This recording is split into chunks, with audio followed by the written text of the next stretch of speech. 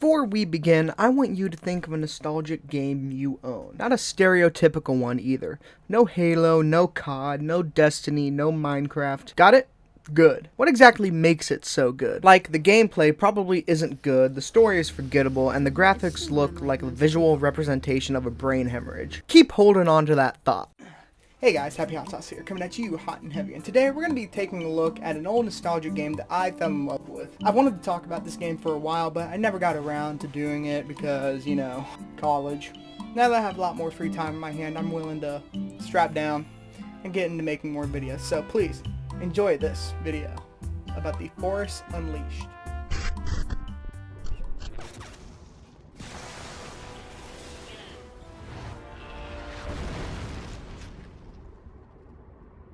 Force Unleashed is a game based off of the Star Wars canon. Before you click off the video, let me explain. This came out September 16th, 2008, right around when the Clone Wars show was coming out. So, Star Wars canon was still under Lucasfilm's control. After a while, Star Wars, the property, was sold to Disney, and the canon was changed to better fit the story that Disney wanted to tell. As such, the events in the game aren't considered canon by the modern Star Wars standards, so it's better than what has come out in recent years. Rey Skywalker. So just give me a chance to explain the story, spoiler-free-ish, I don't know, the gameplay, and hopefully explain why it's good. I'm gonna go with the assumption that if you've made it this far into the video, you're probably a pretty big Star Wars fan. Anger is not the way of the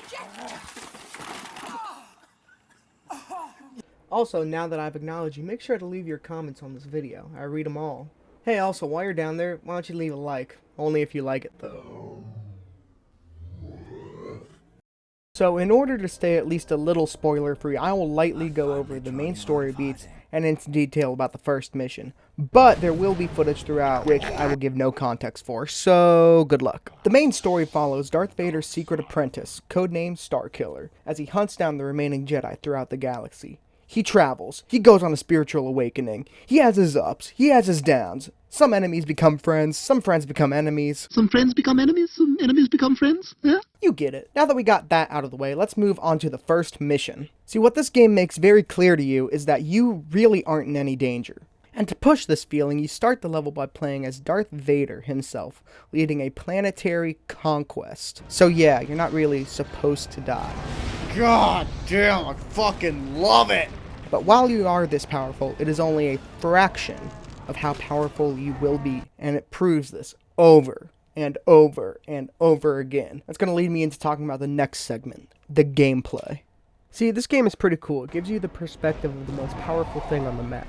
You don't fight bosses, you hunt them. You quite literally are the one-man army. It makes you feel powerful. The best way to convince you of this is probably with the grip mechanic. Come do the tutorial with me. See this idiot? Pick him up, throw him down. You can do almost anything you want in this game. Oh, he grabbed him! Did you see that? Throw things at enemies. Throw enemies at things. Throw your sword at things. Shoot lightning from your hand. Hell, the arsenal of abilities you have at your fingertips is endless. Let's say you're feeling truly mean and you want to mess with the enemies. You can pick one of them up and the other one will grab them. It's so cool. You ain't seen physics like this and oh, okay, well. These gameplay mechanics all play together perfectly, not only to promote a highly aggressive playstyle, but also to give a better sense of purpose in the story. You are him! Now, I'm not completely blinded by nostalgia. There's some pretty scuffed up parts of this game. Obviously, the graphics are a little dated, but shut up.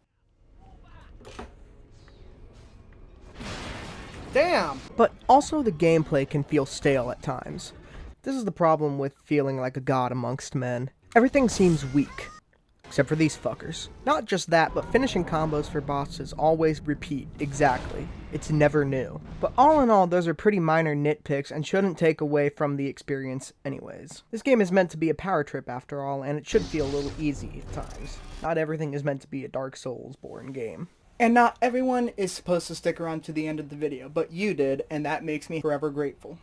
There's a couple of other things that I wanted to talk about in this video, but I never got around to doing it, so I just wrote them on a piece of paper, and I'm just going to talk about them and list them in order. Sam Witwer's Starkiller. That's awesome. Customizable lightsabers. That's pretty awesome. Plenty of physics objects, which is great. And combos are super cool. Combos in this game, legit. That's all I really wanted to say. If you enjoyed the video, please consider liking, commenting, and if you are really feeling cool, you would subscribe. But yeah, more videos like this in the future, I hope. And yeah, hope you enjoyed. Thank you for watching.